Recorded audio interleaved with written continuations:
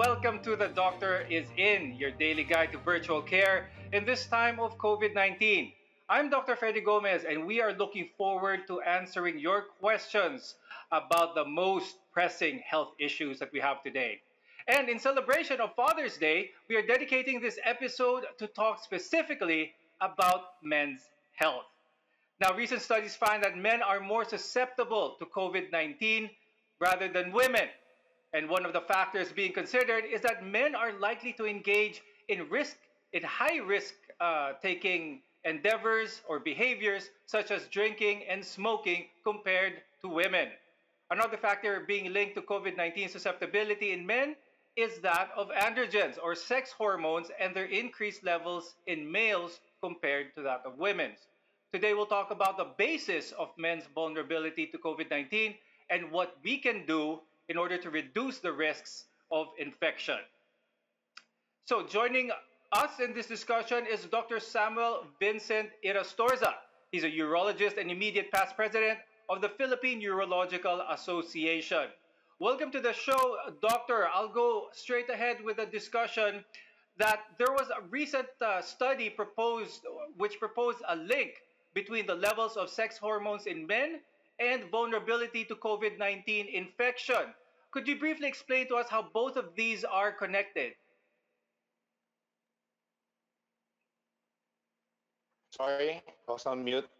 Good afternoon, everyone. Yes, there was a study that showed, though, ano lang yun, kumbaga prevalent study, no? And they showed that men were more prone to, a little bit more prone to COVID-19 infections. And those patients, and those patients also, cancer patients, those who had prostate cancer and undergoing testosterone treatment, no, anti-testosterone treatment, had lower mortality rate. So they connected this that to the hormone testosterone. No? So they assume or they hypothesize that testosterone might have an effect on COVID-19 infection and the severity of the infection. Okay, and Hello. doctor, based on those findings, if males, if yes, if men are inherently more susceptible to COVID 19, what can men do to reduce the risk of contracting COVID 19? For now, it's still a presumption. It's not yet proven data. It's not yet a proven fact. But currently, they are doing some tests, some studies in Columbia University, and they're trying to use testosterone. They're treating patient by lowering their testosterone. Hopefully, that will decrease their severity, their COVID infection severity, because through their studies, it has been shown that there's a certain protein, TMPRSS2, which is required by the virus to enter the lung cells. Okay, and by studies Okay. might decrease the expression of this protein or this TMPRSS2 gene. But that is at the moment still a presumption, but it shows some promise. So right now they're still undergoing tests. Like they have like around 200 patients, I think, and included in the test. So we might see the results in a few months from now and see whether really testosterone is a big factor in the infection, in getting the infection from COVID-19 or the severity of the disease. Okay, so those test results will definitely be something that a lot of men need to know about. Now Yes. let's answer some questions from our viewers. Meron tayong tanong from Aaron. Ang tanong, Does that make me vulnerable to COVID-19? Okay, I guess yung friend niya ba o si Aaron? So let's just assume that he exercises a lot, but does that make one more vulnerable to COVID-19, Dr. Yrastorza?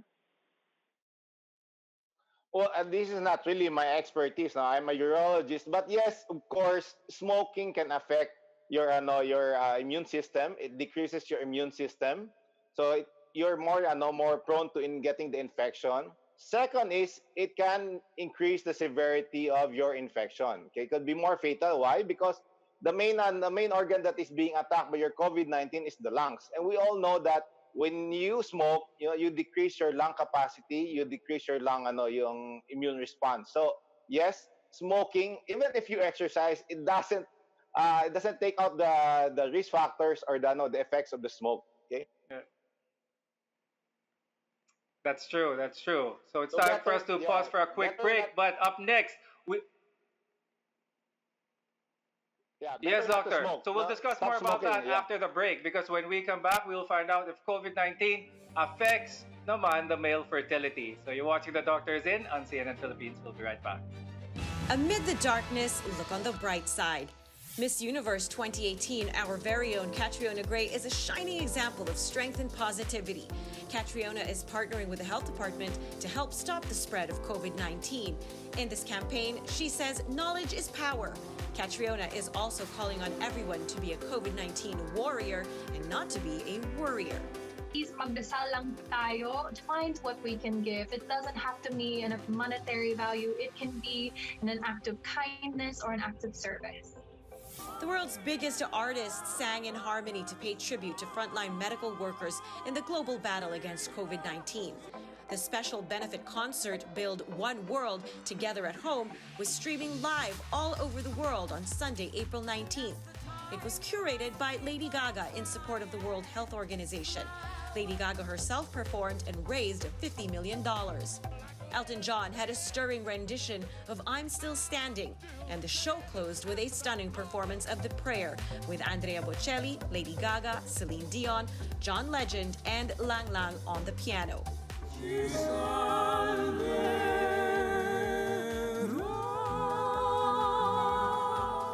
I'm Ria Tanwatco Trillo, CNN Philippines.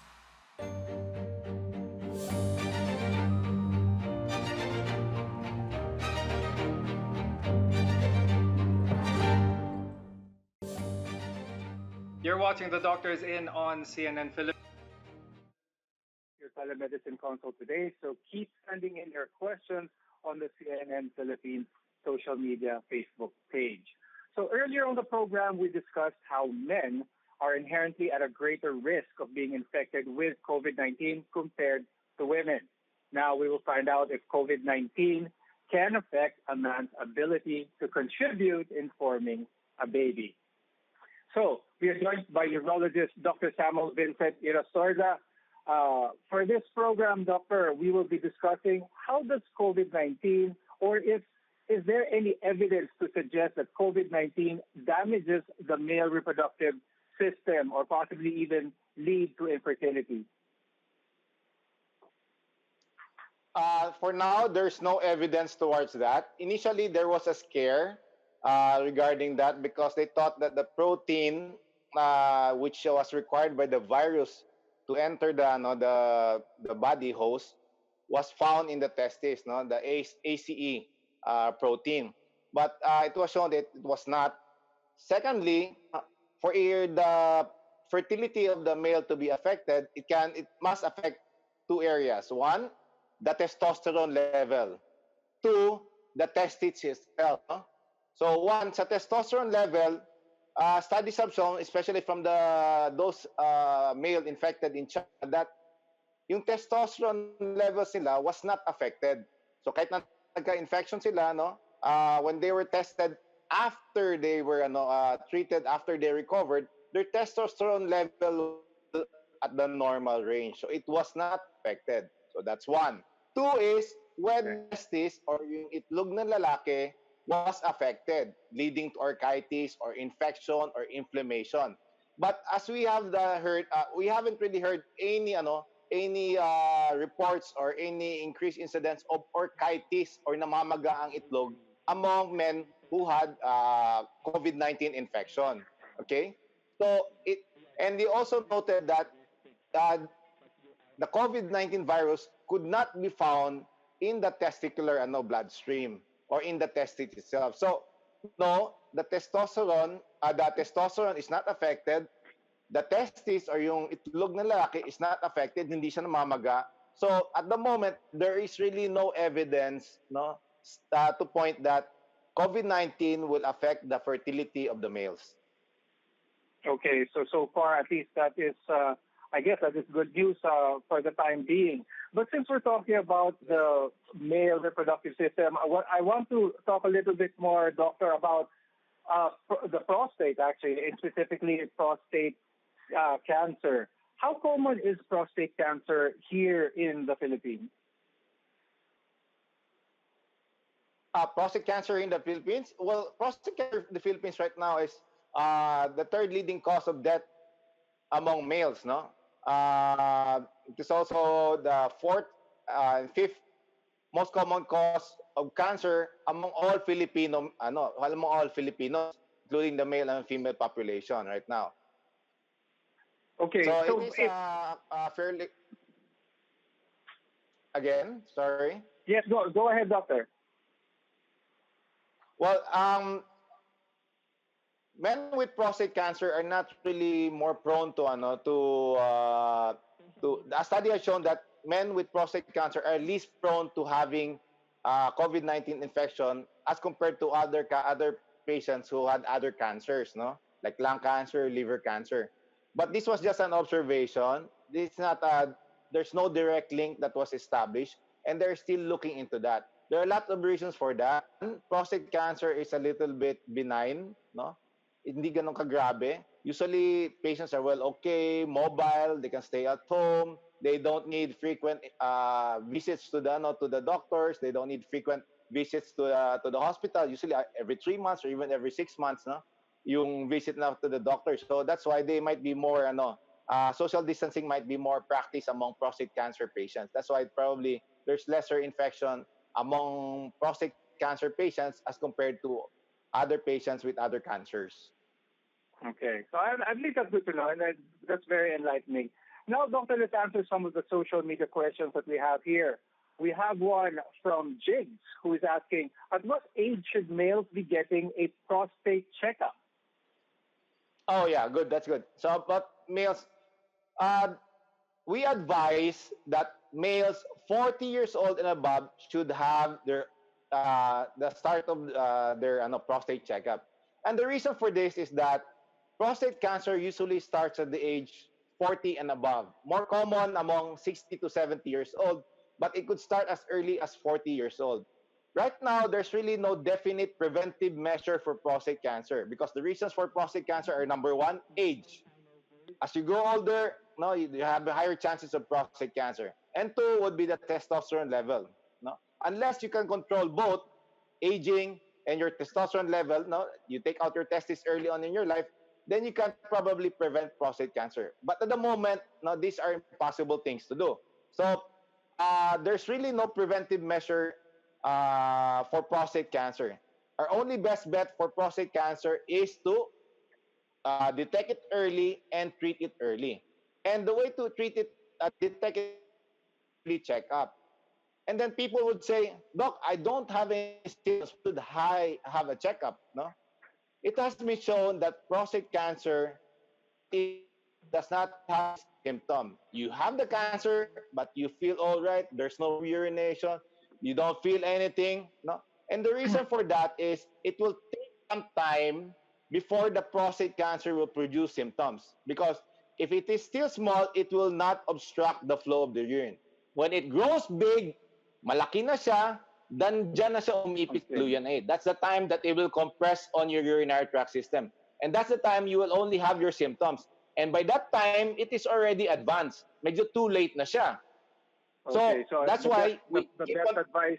that's why we The best keep advice telling to get them. to that is to have regular checkups, at least early checkups by that doctor. So thank you very much, Dr. Yrastorza. Sorry to cut you off a little bit here, but we're running short on time. Thank you for joining us. Your insight and your knowledge has been definitely helpful, not just for the dads out there, but for all males, for that matter. When we come back, we'll provide our dads out there with some tips on how to handle stress and stay healthy during a pandemic. You're watching The Doctor Is In on CNN Philippines. We'll be right back.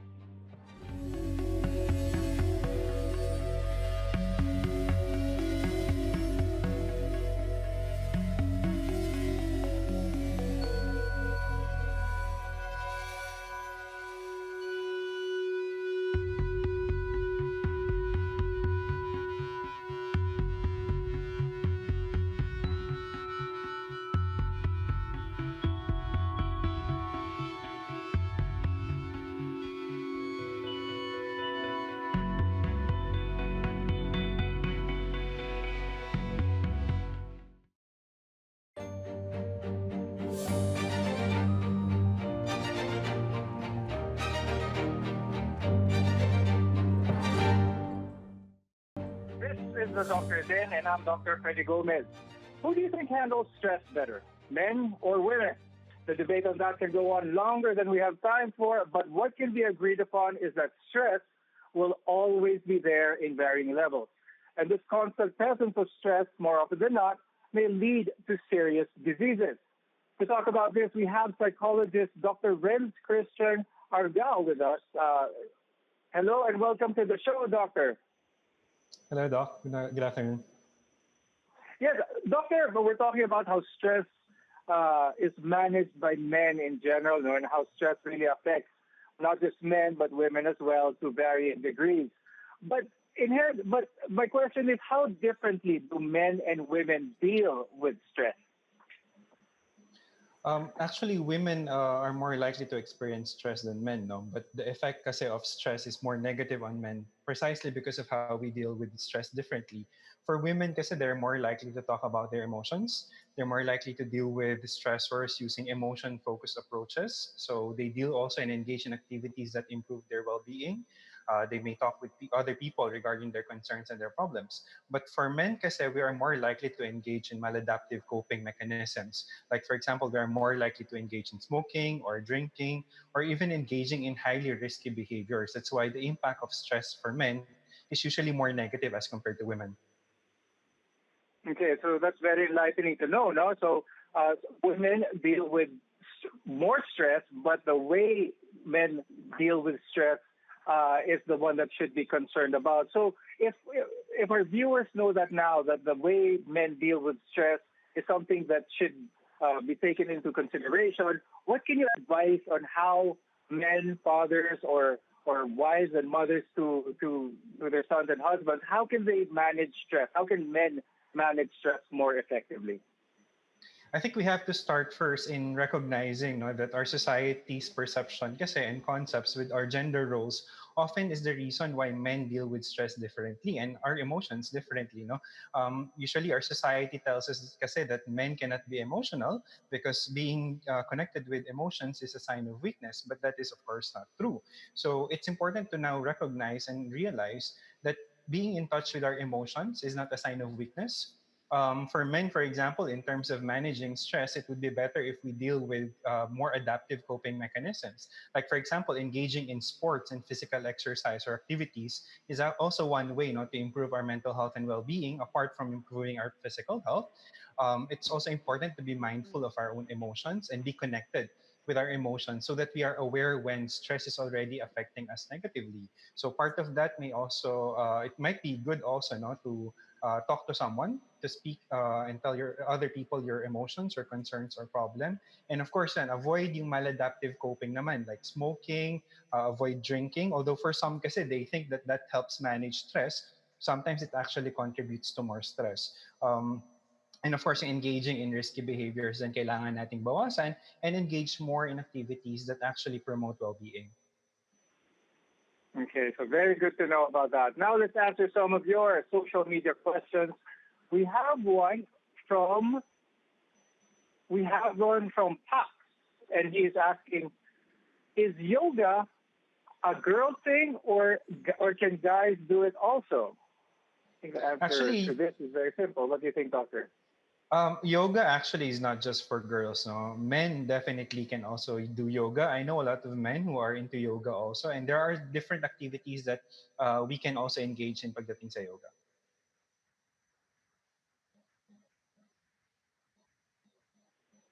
Okay, we have another question from Ara. Please give us some tips on how we can meditate effectively. Mm-hmm. In meditation, it's important that you create a safe space, a positive space where you will be able to do your meditation. It's good to choose a best time of the day where you can do your meditation activities. People do meditation differently, so you might want to look into which one would be best for you. So you might try a variety of meditation techniques, like for example, mindfulness techniques, or even visualization techniques, and see which one would be more effective and better for you. Of course, it's important that when you're doing meditation, you find a place and a position wherein you are comfortable, and allow yourself to be mindful and be connected with your thoughts. So if we can minimize the distractions, that would be better. So if you can also use meditation music or guided meditation instructions that would also be very helpful. And of course, be kind to yourself when you're doing your meditation. So being connected really with emotions during meditation is very good for our well-being.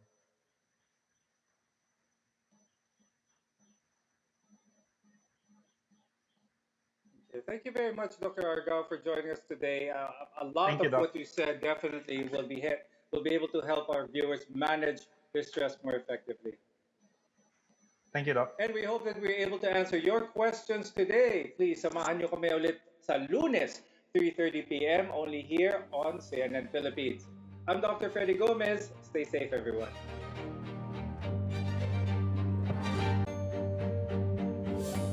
As we move to the next stage of easing restrictions, the reality is the COVID-19 pandemic is far from over.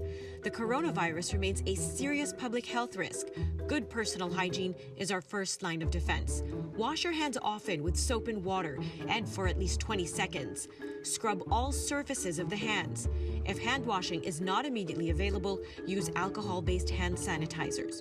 Wear a mask. The coronavirus is transmitted through direct contact with respiratory droplets of an infected person generated through sneezing or coughing. Cover your mouth and nose with a tissue or handkerchief when sneezing or coughing. Avoid touching your face. Maintain social distancing.